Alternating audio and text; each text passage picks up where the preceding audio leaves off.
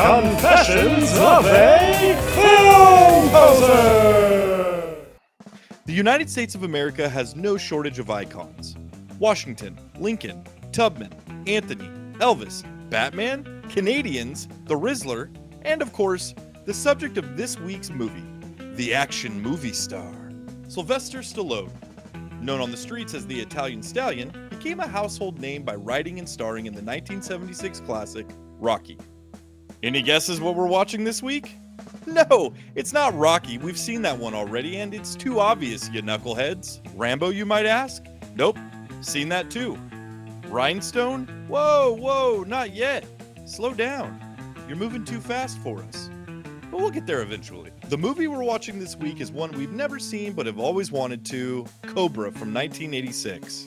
Sylvester Stallone stars as Lieutenant Marion Cobra Cobretti, a tough, no-nonsense cop in a city plagued by violent crime. When a mysterious cult called the New World begins murdering innocent people, Cobra teams up with a witness, Inga, to take down the gang. The film is packed with high-octane action sequences, shootouts, and Stallone's signature one-liners. The movie is based on the novel Fair Game by Paula Gosling, which was published in 1974. Stallone extensively rewrote the script to make Cobra a more over-the-top, macho hero. The film is famous for Cobra's iconic leather jacket, shades, and badge combo, now a classic 80s action hero look. The action style and tone are very much in line with the 1980s Rambo Death Wish era of action films. The movie received mixed reviews upon its release, praised for action sequences, but criticized for plot and violence. Over time, Cobra has gained a cult following among fans of 80s action cinema. So, Vince, you're of Italian descent. Why haven't you seen Cobra yet? I don't think I've ever even heard of this movie, dude. You've never heard of Cobra? I've heard of Cobra. You've seen the cover at least. I've seen the cover, but I've never heard anyone talk about Cobra. I know nothing of Cobra. I'm excited to get started in the action genre with this movie. And the description of like what it is as a cult movie with violence, the fact that it was criticized for the amount of violence, I'm totally in. Now, I will admit, I'm not the biggest Sylvester Stallone guy. I don't know about you. Where do you fall on Sly Stallone? I'm looking at his IMDb right now, and there's quite a few movies that I grew up watching and I love. Judge Dredd. You ever seen Daylight? No. Oh, Daylight it's in like the genre of like Volcano, and it's like a natural. Is it the one where it rains? I know Hard Rain. This one is a one where they're like in a underground, like there's like a tunnel, freeway tunnel, and I think there's an earthquake, and both sides of the tunnel collapse and start to fill with water, and there's like flames everywhere and stuff too. Super, super cool movie. I love that. Was it a 90s movie or in the 80s? Let me see. I think it feels like it's a 90s movie. I kind of feel like 90s 96. movies, a lot of times they made movies just so that they could build like an attraction at Universal Studios. Oh yeah, dude. This screams tram ride, Daylight. I think now that you've described it, I think it probably came out around the same time as Hard Rain. And there was like an era after like Armageddon where it was like, I think like Deep Impact was one of them, like Asteroids Coming to Earth, Volcano, Dante's Peak, where it was just like, dude. The 90s were just like disaster porn. Twister. Yeah, Twister it was a great time for movies, man. But besides those two, Demolition Man, I love. Watched that as a kid. And then where's the one where he's the cliffhanger? I've never seen Cliffhanger. Ooh. That's one that I purchased on VHS not long ago because I felt like it screamed, you need to watch this on VHS. Demolition Man is the one with Wesley Snipes, correct? Yeah, and it's kind of like I've never seen Time Cop either, but I believe it's like he freezes himself so he can fight the bad guy in the future. Oh, it's so funny, dude. I started Demolition Man because it's another one I just bought on VHS. Because again, Stallone just screams VHS. I don't know what it is. It's like, totally. Watch me on VHS. That's my Stallone. How was it? How would you rank that? I'd give it a 5 out of 6. All right. Well, anyway, I turned off Demolition Man because I just couldn't get into it. Now with this glowing review, I think I'm going to have to turn it back on. Time Cop's great, by the way. If you've never seen Time Cop, know that one. Van Damme has like, they're great in the Van Damme sense of the word great, but they're fun movies. But yeah, I don't really know much about this. I've seen shirts people wear, the Cobra shirt, and I've always been like, that just goes so hard. And the gun he has on it is so specific with the leather gloves. And I'm looking at it. I purchased my copy of 4K Arrow 4K Cobra. So I'm ready to go, dude. I'm ready to watch it. I'm excited for an action movie. It's been a minute. Usually I don't like, especially around this time of year, I don't watch a lot of action movies. But I'm ready. Again, I've never been a big Sly Stallone guy, but there are some movies like Rocky's great, Rambo's fantastic. Rambo, dude, you got to watch that one because I know that you said that you hadn't seen that movie. Yeah, I the more I think of it, I think I've seen bits. Even and though we pieces said we of watched it, but that's okay. I've seen it. I think I've seen bits and pieces of it, and I kind of have the idea of what it is. Dude, Rambo is like way ahead of its time, dude. It's about a guy. He's like a drifter. It's coming off, I think, the Vietnam War, and he is hitchhiking through this small town, and the sheriff's like, "You need to get your stuff and get out of here." I think Brian Denny is the sheriff. He goes to war, dude. He uses this small town just to go to war with these local cops. Really good movie. Really awesome. I haven't seen the later ones. Like, I've never seen Rambo 2, or I think it was called First Blood 2 or Last Blood or whatever blood. I've only seen the first one, but I've heard the last one that he did like a few years ago, like, had people leaving the theater because it was so violent and people were just like evaporating in midair in the movie. It's getting blown apart, which honestly made me want to watch it more. But isn't that what you go to those movies for? Yeah, I mean, I think some people are like, they want their graphic violence censored, they want it tapered. You go over that line, it's like Tarantino movies. Dude. There's one more Stallone movie that I've seen and I love. What? Can you guess it? Copland. Copland's a good movie too. Never seen Copland. The movie Ants. Ants is a fantastic movie. It's so good, dude. With him and Woody Allen, dude. Mm-hmm. Yeah, no, Ants is awesome. Have you watched his new series? It's the Tyler Sheridan series that's on CBS called what is it called? Tulsa King. I've never seen it. I watched like the first 4 episodes. It's good. It's like, I don't know, man. I just don't buy Sly Stallone. Part of it is because he kind of plays, when he's younger, he didn't play the same character and everything, presumably. But there's another one that I really want to watch. It's the one where he plays. Oh, which one is it? It's the arm wrestling one. There's 2. We're gonna watch Rhinestone at some point because he becomes a country western singer, and I've heard clips from that movie, and it's with Dolly Parton, and it's just fantastic. But do they have him singing parts? Because Drunkenstein. I've Tulsa King. It's okay. Like, it just I didn't really buy it when I watched it. I watched for 4 episodes, so my plan was to go back and finish it. I thought the first couple of Expendables were pretty good. They're just like fun movies. Yeah, I haven't seen those either. But there's a movie. What's the one where he plays he's the truck driver, I believe, and he does competitive arm wrestling. Oh, I don't know. I'm gonna find it. You mentioned Tango and Cash. I haven't seen that one. Over the Top. He plays Lincoln Hawk. That's the movie. So Over the Top is the next movie after this that he comes out with. And he's he's a truck driver who does competitive arm wrestling championship. So we're going to have to watch that. I feel like this is the great entry point for action movies, a Stallone movie in his prime. And I'm excited to watch the 4K version. Hopefully it's not like a purchase, like I didn't purchase it in vain. And it's not just a movie I'll never watch again, because I have high hopes for it, just on the cover alone, dude. Yeah, man. I can't get past how many movies he's done. He's done so many, dude. There's so many movies, dude. Yeah, he's so rich. But are you ready to send it over to future Eli and Vince? I am, dude. That's probably the most excited I've been, because I know it's going to be a really, really crappy action film. Yeah. And I want to see some heads blow, dude. All right. I think for this one, I'm just going to, instead of doing like the fancy transition, because this is an action movie, I'm going to send it off to future Vince and Eli with a punch. Are you ready for that? I think so. Count me down, baby. I'm nervous, dude. Count me down. All right. 15, 14. All right, I'll be right back. 3, 2, 1. You're a disease, and I'm the cure. We're back. Future Vince and Eli are back, having watched Cobra for the very first time. Vince, what's good, dude? Well, I watched Cobra last night, and it was exactly what I was hoping it was going to be. Just a shitty one-liner action film that was like violence, like turning it up to 11. Yeah, dude, how you been? I've been good. I watched this a couple days ago. Actually, I watched it yesterday as well, and I have definitely have thoughts on it. To start, I will say that this is a fun movie, dude.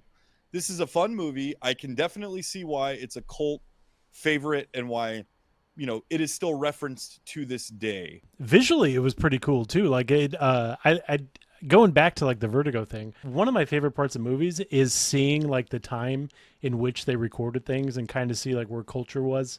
Obviously, Vertigo was in the 50s, so it was very, very 50s. This one is like dark and like late 70s, and was it L.A.? Yeah, it kind of spanned, much like Vertigo, it kind of spanned all over LA. And I'm with you. And that's one of the things I definitely noticed and noted was that it was really cool to see, this movie came out before I was born.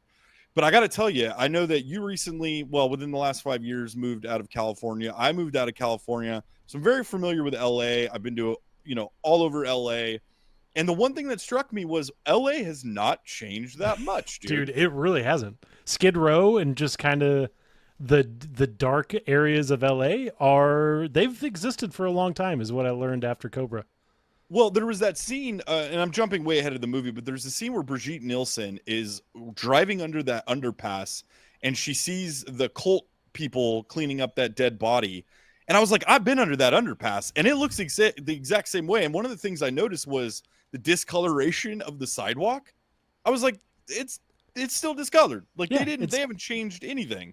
And there's probably a creepy van when you were there too.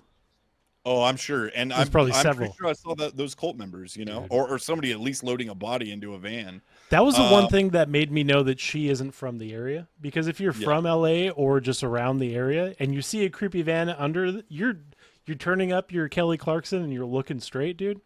Oh, dude. See, I'm a party in the USA, man. But Okay. yeah, same. I mean, the same thing goes. See, and I just always give a tip. I always do this. I always do the white guy salute where it's like, hey, I'm acknowledging you're there, but I'm not going to rat you to the police. That will get you in trouble, dude. You got to just act as if they don't exist.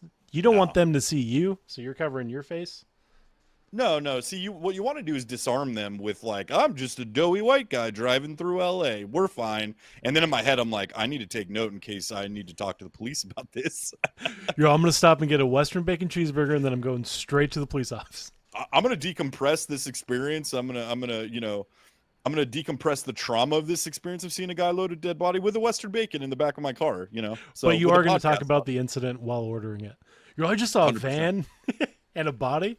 No, yeah. I said no onions. Yeah. And if there are onions, I'm coming back and I'm going to make a ruckus. So everybody needs to pull up in a van. Let's focus. All right. I know it's times are trying, but yeah. So yeah, I thought this movie was way fun. It was really cool to see LA. It was cool to see Santa Monica and like where he lived in Santa Monica. All right. So I want to start at the very beginning. The opening sequence of this movie is definitely the highlight and the coolest part of this movie, in my personal opinion. I feel like, so as fun as this movie is, this movie is very thin in story. A lot of the effort and a lot of the time goes into the character of Cobra, which is cool. And in the beginning, we talked a little bit about how this movie, the screenplay, was extensively rewritten by Sly Stallone to make him more of a macho character. And I really felt that in this movie. And I don't know if I was tainted by it with that knowledge ahead of time, because I really didn't know much about the movie other than the basics of kind of what's in the trailer. But that opening sequence, when he arrives, or when there's the guy that goes in and just starts blasting, which that's always unsettling, especially in the times that we live in. That was unsettling to watch, a guy going into a supermarket and just blasting a shotgun. And I don't know if you noticed it, but what was he? He was blasting like boxes and cereal and carts. Yeah, he definitely got some people, but I think they maybe wanted to show the effect and maybe didn't have that much blood, so they're like, we'll just blow up some carts. Well, he was having fun with it, dude. And one of my complaints of this movie, he was definitely having fun, too much fun. One of my complaints with this movie is that for as good as the hero is, and the hero is pretty awesome, and some of the character work that they do in this movie is actually really good. I didn't know anything about this cult. Like, they never told us once what this cult wanted. They were just going around and they had this vendetta against people, and they were banging axes, and they would show them kind of in this ritual, and they made a point of showing the people that made up this cult were like bankers and lawyers and people of the community. So that was cool, but I didn't know what they wanted. There wasn't, for as good as the hero was, for as good as Cobra was, the guy that was the head of the cult was just kind of this know nothing character. All I knew about him was that he was really scary looking and that he just wanted to kill people, and that was their main, and maybe that's the modus operandi, and that's the only thing that they wanted. But I definitely felt like that was missing. For as good as the hero is in a good movie, the villain and the figurehead and the main villain, the main antagonist, should be just as good as the hero. Thoughts on that? I had the same notes. Anytime they showed the cult, which if you have a cult, you have to have some sort of idea that unites them. They didn't do that. Anytime there was the group of the cult together, they were just smashing axes together, and they weren't even chanting anything. They were like, there was just like fun music in the background, and they were hitting their weapons together. The only time that they kind of gave you any information about the cult and their beliefs was whenever, like you said, the main guy, Night Slasher, which is a dope villain name. That's I didn't even know that was his name. Yeah. Oh, I guess it was. Night Slasher, played by Brian Thompson. Super creepy. He's like a creepy 70s Pete Davidson. Me and Paige were looking at his like lower jaws. The only time they kind of discussed like what the cult was about was just him and his little monologues, but they were so short that even that wasn't enough to understand what the New World was trying to do. New World is the name of the cult, by the way. Yeah, I got that. The movie doesn't tell you. See, there's where some of the confusion lies for me, because in the beginning they set up the Night Slasher when he's watching, when he goes in, and I want to get back to the opening sequence before we go further, but I think this is important because this is the main complaint of this movie for me. It's like the Night Slasher they set up to be obviously this version of the Night Stalker, and they don't necessarily, and I know there's scenes with Sly Stallone, Cobra, Marion in kind of the conference room or in the office of the main detectives, the main heads of the police, and he's trying to convince them, like, we're not dealing with one person, we're dealing with a group of people.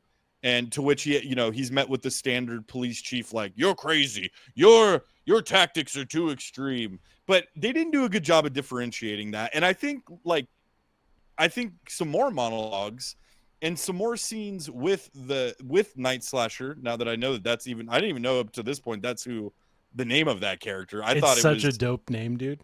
It's a pretty cool name, but yeah, so that was really confusing for me. But the opening sequence is by far the best. I mean, you got all of the tent poles of an 80s action movie. This guy's going in the supermarket. He's just terrorizing everybody. The police show up. You got snipers on the roof. You got SWAT teams. And then the guy goes, the lead detective or whatever you want to call it. There's the negotiator that's trying to negotiate with the guy that's inside the supermarket, which another cool point. I don't know if this was on purpose, but the name of it, I think it was like the King Super chain of grocery stores like in California. Yeah. And I thought it was cool because he's Cobra and he's the King Cobra. A little bit of foreshadowing here of what's about to go down. But he just has this amazing line that the head cop comes in and goes, we need to call the Cobra. And I mean, come on, like, you can't, there's nothing cooler than that. And then Sly Stallone drives up in is that considered a hot rod, what he's driving? The Awesome 50, dude? Yeah, dude. I don't even know.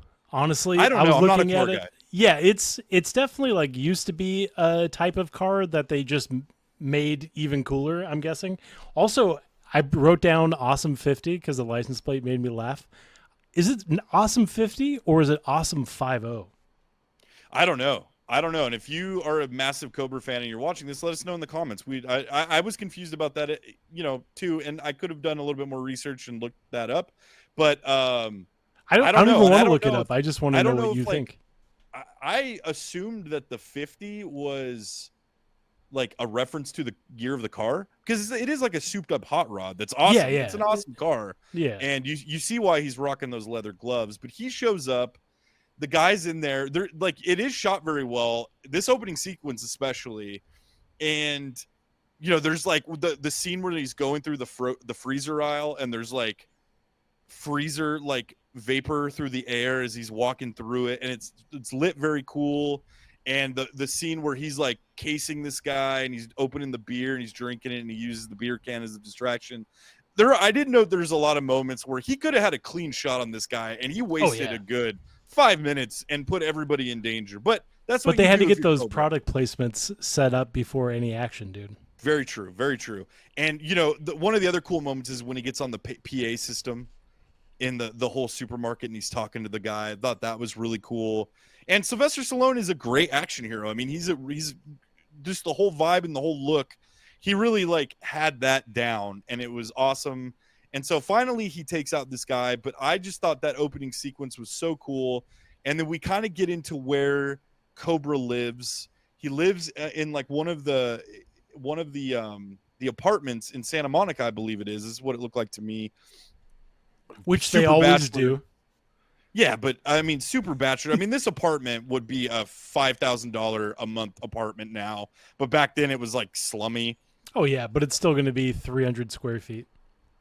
Yeah, 300 square feet, So but small. it's like right on the water, so Yeah. he's going to bed with the sound of the ocean, and that costs a lot of money these days. He does live next to the Cholos though, and he had to show them that they don't take his parking spot, which I thought was wonderful, dude. That was a wonderful scene. And then later with the Cholo, did you notice the guy was wearing a wire? The Cholo in that scene was wearing a wire. I think that's what he was kind of doing, and kind of showed the other Cholos that the guy that is speaking for them is a rat himself. So he's like, he's not cool. He's not as cool as freaking Cobra, dude. Dude, I didn't put that together. Like I saw that and I thought at first, I was like, is that his mic for the scene? Like, is that that'd be funny? That'd be funny because it's just but so shitty. It does play into the second scene that he has with them, where is like way over accommodating and moves his car up. First of all, Cobra in the first scene rolls up to the Cholo car and just bashes the fender and tells him to move. And then the second scene where he comes up, the guy moves his car just before Cobra gets there, and Cobra goes, "You're an excellent citizen." Yeah, dude, it was a great line.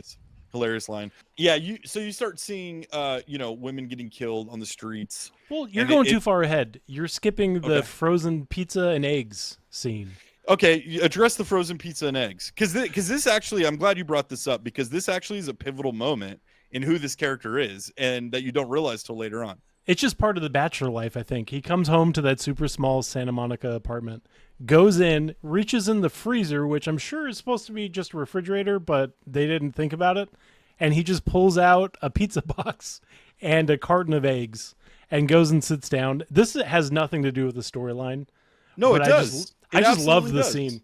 It absolutely does have to do with, maybe not the storyline, but it has to do with the character of Cobra. With the character, yeah. So he pops open the pizza and there's one slice, and he grabs a pair of scissors and cuts the slice in half, and then opens up the egg carton, and those are his like gun cleaning supplies.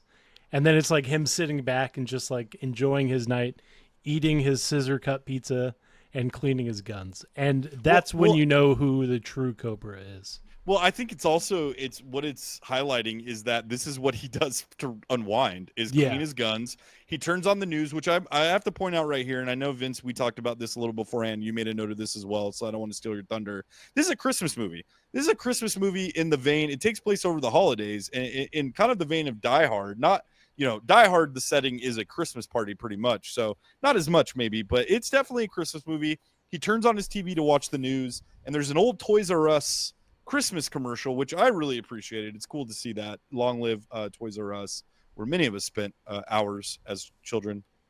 And so he turns on the news, and that's kind of where you get the information on the night slasher. Do I have that right? Night slasher, dude. But going back to the pizza, that's also like vital information, because he's kind of a nutritional freak. It's also to show how disciplined he is as a human, because there's a through line in these running gags between Cobra and his partner, about his partner just is a junk food fiend, and he just, everything throughout the entire movie, he's eating junk food, and Cobra keeps making note of it.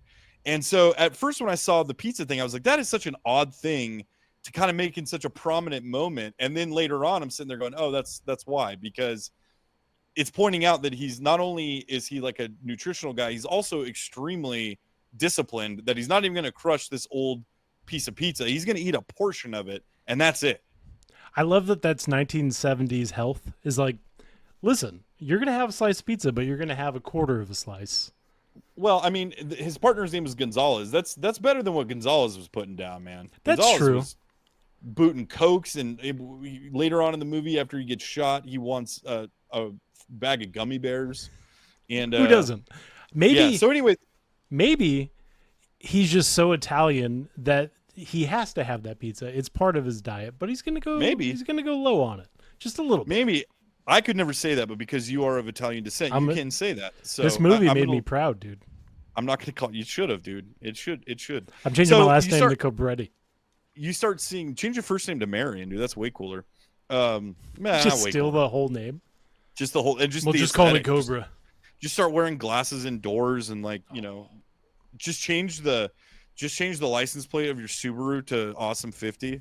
People will know what it means, dude. They will. The real ones will. Mm-hmm. So anyway, you start seeing kind of the result of this cult and a little bit of the cult, what they're doing around LA.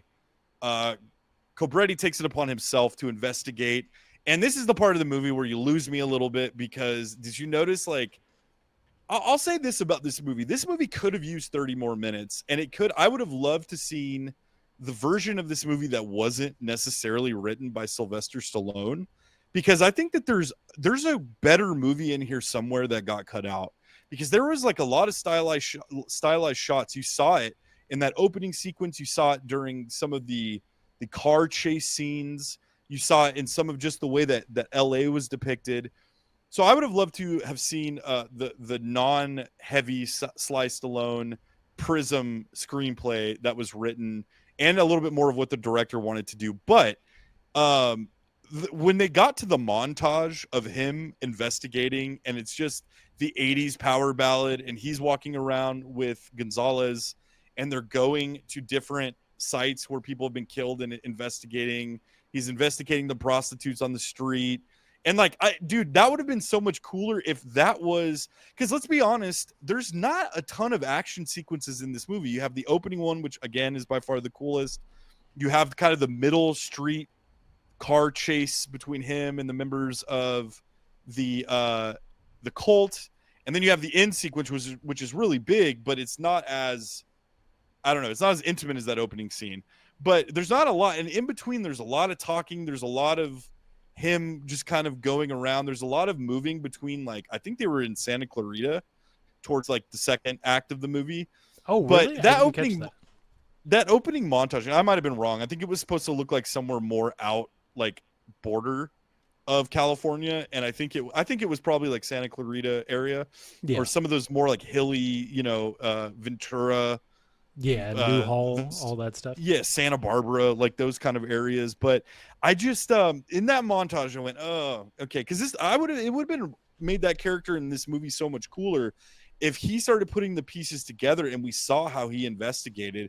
I think it would have played into more about the part of Cobra that cared about the individuals that were being affected and his city, more than just like, you're the disease and I'm the cure. Like we got that from the opening. Yeah, but give his character more of a detective feel rather than just like the bruiser that comes in and like everyone else figures it out and he goes and kills.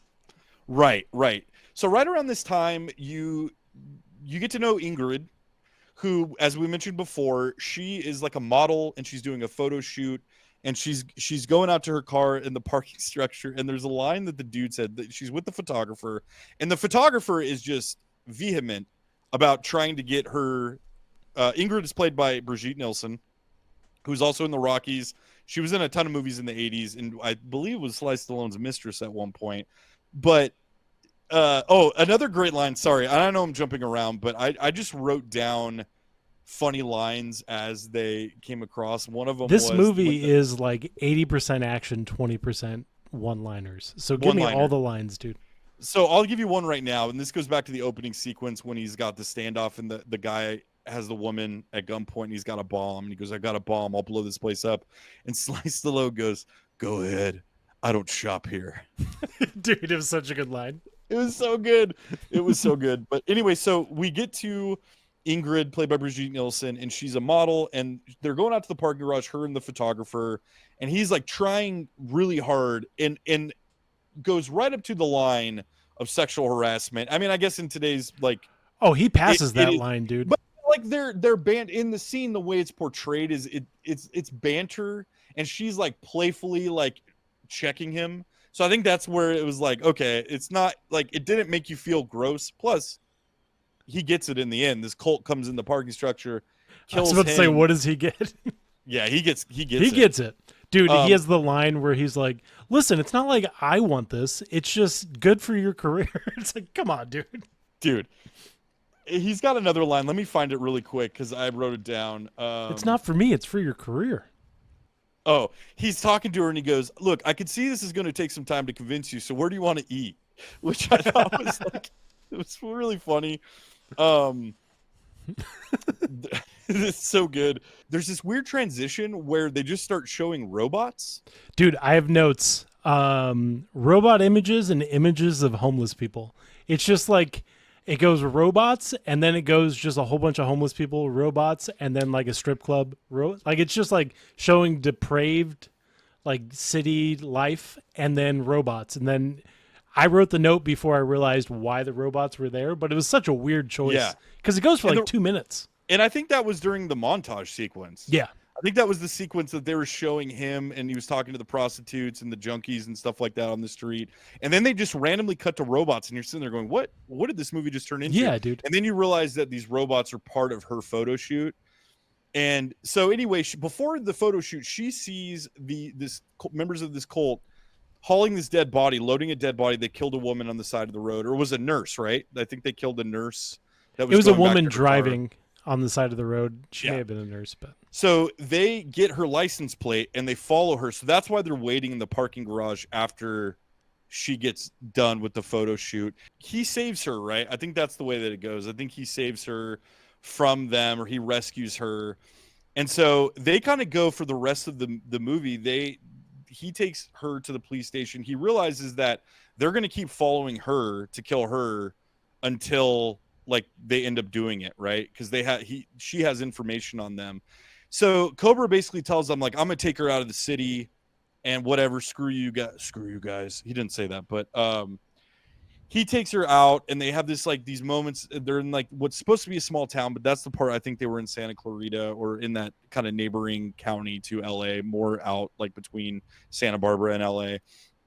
And he stops at this gas station and there's moments in this movie where he just like, in trying to make Cobra looks cool, makes him look like an idiot. Oh, we should also note there's a member of the police force that's embedded that's also a cult member. So there's like a little double agent, this woman that's giving information about, she's in on these meetings between Cobra and the police station, and she's giving information to Night Slasher. And so they're kind of coordinating from the inside, and Cobra hasn't quite figured it out, but he knows there's a rat. So this lady is embedded with them when they leave the city, and Cobra's starting to notice like, oh, she's making phone calls from a payphone and not her hotel room. But there's this scene where they're at the gas station and there's like this little roadside stand and Cobra's like looking at all the little trinkets and stuff. And they're having this conversation. And that's where you find out Gonzalez tells Ingrid like, oh, I have information. You should go and basically call, his real name is Marion. You should call him that because he hates it. So there's this good scene between Cobra and Ingrid where she calls him Marion and they have this playful banter. And then they're about to leave, and Sly Stallone looks at the lady at this like little roadside stand that's selling again like little trinkets and like little knickknacks, and he goes, "Sorry, no sale." And he leaves and gets back in the car, and I'm like, "What a dick!" Like, the lady kind of looks at him like, "You're kind of a dick. Like you took ample amount of time to look at all of my wares, and then this lady wants you to leave, and then you like." Gleefully tell me no sale. It's a really weird scene because it starts with him looking, was it like a bobblehead or something? And he's all hot commodity. Like he's all hot, a hot commodity. And then they talk, and you can't see the person selling stuff while they're talking back and forth. And then they split, and he leaves. And then you notice that there's a woman that's been standing there the whole time, just like waiting to make a sale. And she like looks at him like, dude, F you. But yeah, dude. So that's great. They go stay in a hotel, and that's when there's also a great line where she's like, "Where are we?" And he's like, "It's a foundry town," which I thought was so whatever. But which I don't know what a foundry town is. It's like a factory where molten metal is poured into the molds to create the casings. So the foundry is where they end up at the end. The cult comes and attacks them at the hotel. There's this awesome sequence where Ingrid's driving a truck, a flatbed, or like a Dodge or like Ford, and Cobra's in the back. He's got this gun, and I don't know what kind of gun it is, but it's this awesome thing that he's put together. And there's this sequence where he's putting it together, much like the one in his apartment. And he's on the back of this. Well, his stunt double's on the back of this truck, and he's just like firefighting with them on the road and blowing people away. And so he goes, and they end up at this foundry, and that this is where the climax is. And you kind of see he's figured out who the rat is in the police department. And so he has this final standoff with Night Slasher, and there's this great sequence where they're talking, and basically they get into this fight, and there's a hook that comes down, I guess, to carry the buckets of molten metal to the incinerator or whatever. And Cobra ends up putting this guy. First of all, this is like prefaced with this guy telling him, like, you can't kill me because that's murder. That's against the law. I have rights. Like, it doesn't matter how bad I am. I still have rights. And this is a very American sequence. And so the lady that's the rat comes and like distracts Cobra and the guy, and they start fighting. And Cobra ends up putting Night Slasher on this hook.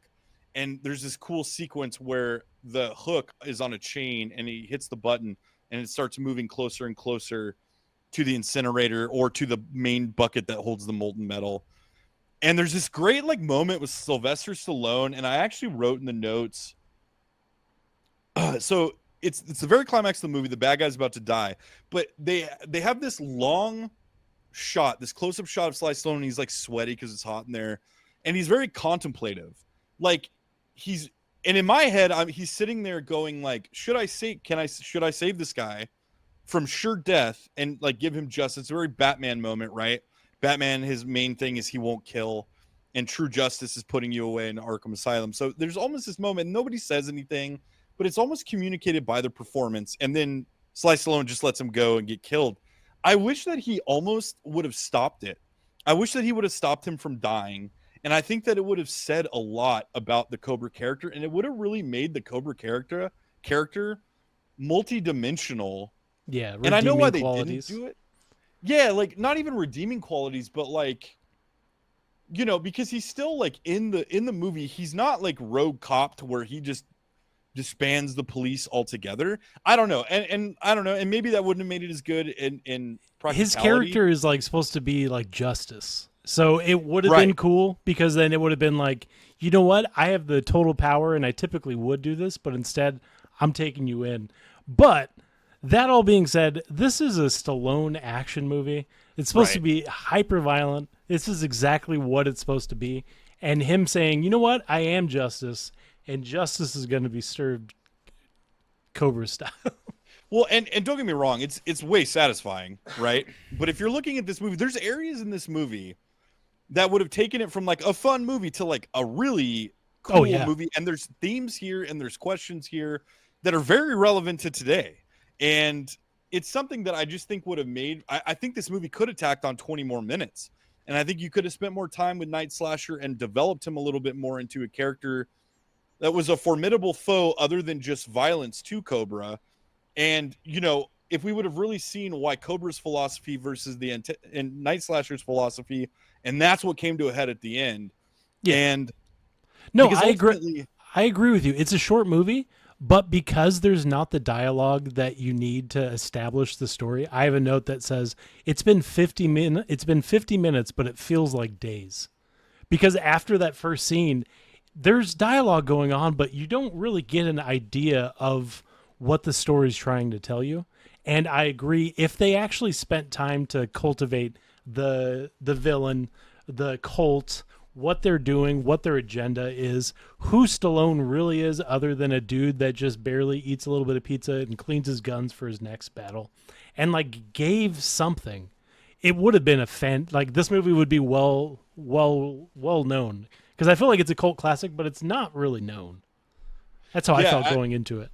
And I think over the course of time, like, it will be a cult classic, but I think like it's not really mentioned in like Terminator, right? And Terminator, you look at, and Terminator has multiple things going on. It's a sci-fi dystopian movie. There's time travel at play. You know, there's with the Arnold epic prime Arnold action and one-liners, and it has kind of the same structure. One rewrite I would say, I would have loved to have seen Cobra go undercover into this cult, and that's how we found out about them. That would have been cool. Up until the point where where he has to reveal himself to save Ingrid. That puts them on the journey where they have to go out of town. They're looking not only to kill Ingrid, but they're looking to kill Cobra, because Ingrid has all the information, Cobra has the information, but Cobra also sullied the purity of their cult and their vision.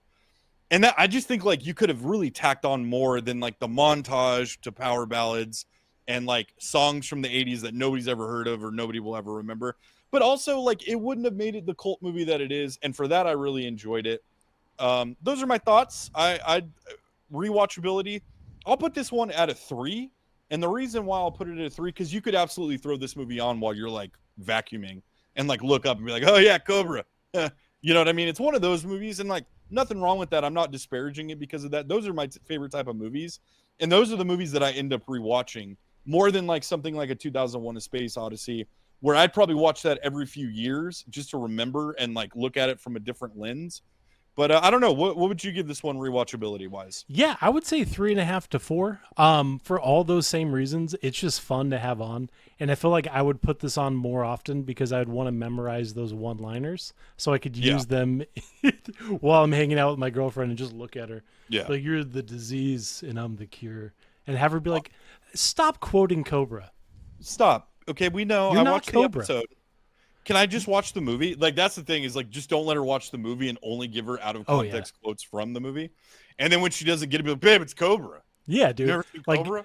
I'll stop responding to her unless she calls me Cabretti. Yeah. So, babe, Or come here, and I'm just silent. My last note. So, what would you, number-wise, what would you give? I'm going 4.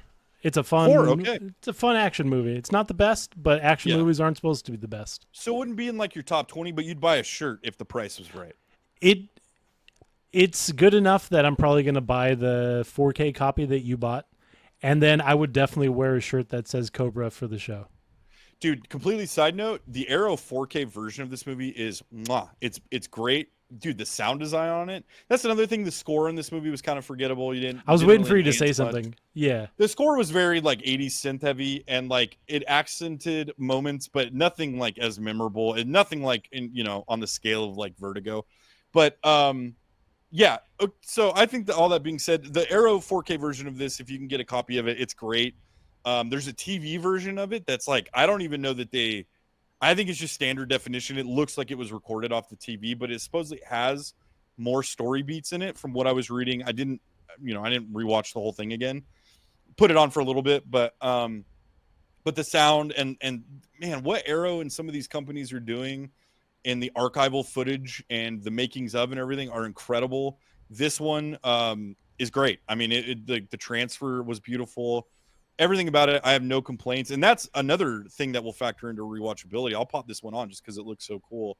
Oh, yeah, especially if there's commentary with Sly Stallone. I didn't see that. Oh. And there was like a bunch of like press junkets from the cast, but I don't think he was one of them. But there is a making of, which I'm sure he's probably featured heavily on.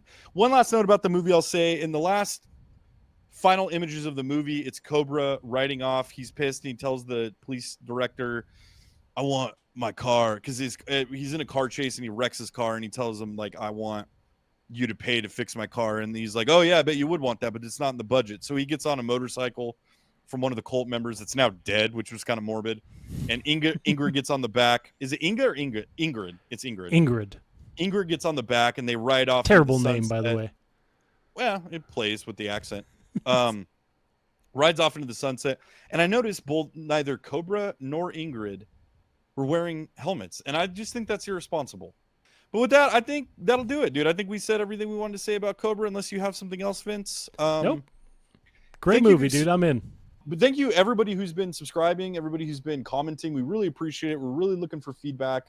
And we want to make the show better and kind of hone what we're doing here. So if you have any constructive criticism, or you disagree with us, or want to suggest a movie or something that you want to see from us, let us know.